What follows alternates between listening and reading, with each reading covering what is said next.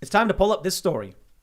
In a tweet from Stephen Marsh, we've had on the show, he says, honestly, guys, when a marriage gets like this, you sit the kids down and tell them it's over, and you figure out how to separate with as little pain and suffering as possible. He links to his article from The Guardian, in which he makes a very important point. He writes, civil wars don't always begin with gunfire. Sometimes civil wars begin with learned arguments. In April 1861, Confederate forces shot on Fort Sumter. But at the time, even Jefferson Davis, the Confederate president, had doubts about whether the event mattered all that much. It was, he claimed, quote, either the beginning of a fearful war or the end of a political contest. He could not say which. During the decades that preceded the assault on Fort Sumter, complex legal and political fissures had been working their way through the United States, slowly rendering the country ungovernable and opening the path to mass violence. Yo, I just got to say that civil war is coming. From Fox News, liberals call for revolution in response to leaked SCOTUS Roe v. Wade opinion. It's not just liberals. There's one guy. He's running for AG in Florida. I believe that's who this guy is. It's time for a revolution. These are blue check, verified Twitter users taking donations through Act Blue, advocating for insurrection. Yeah, I'll hold my breath in waiting for the May 2nd commission.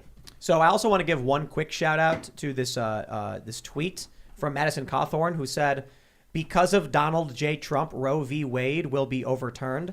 Because if you went 10 years into the past and started telling people that, they would call in a 5150, which, for those that aren't familiar, is involuntary commitment to a hospital for mental issues. Donald Trump, he's going to be president, and then Roe v. Wade is going to be overturned. They're like, okay, dude, calm down. I think you're losing it. That's not going to happen. And then it did. And here we are, and it's quite amazing. But now we have this story from Fox. Check this out. We have other people. Maria Shriver saying, say you want a revolution? Well, you have one here right now.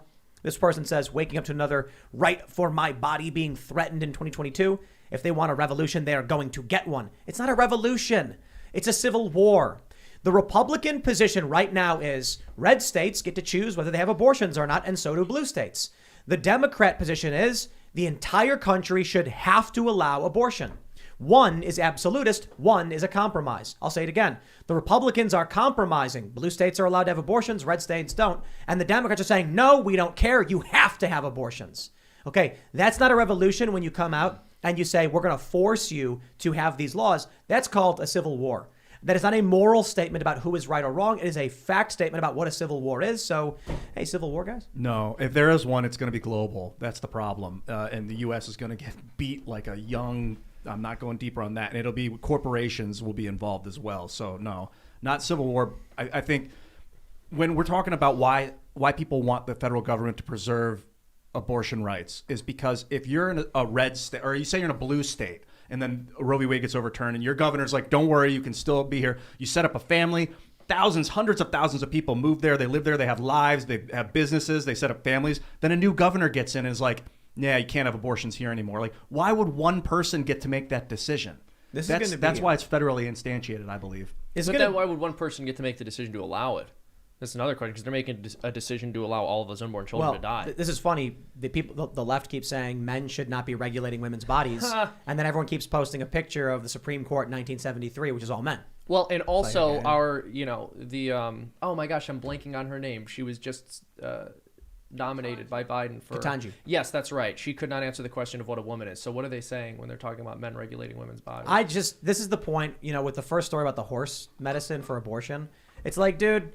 They're saying there's a picture of a guy out in front of the Supreme Court or whatever holding a sign saying men should not be regulating women's bodies, or it was something like if you it was something about like men. Oh no, I know what it said. It said if men could get pregnant, then abortion would be enshrined or whatever. Yeah. And it's like, okay, hold on, I'm confused now because y'all are telling me that men could get pregnant for a long time. Yeah. Now you're telling me that they can't. So this is like an affront. I'm just confused at this point.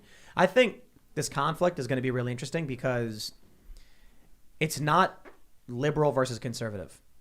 It is cult, amoral versus logic, I guess. That's one way to put it.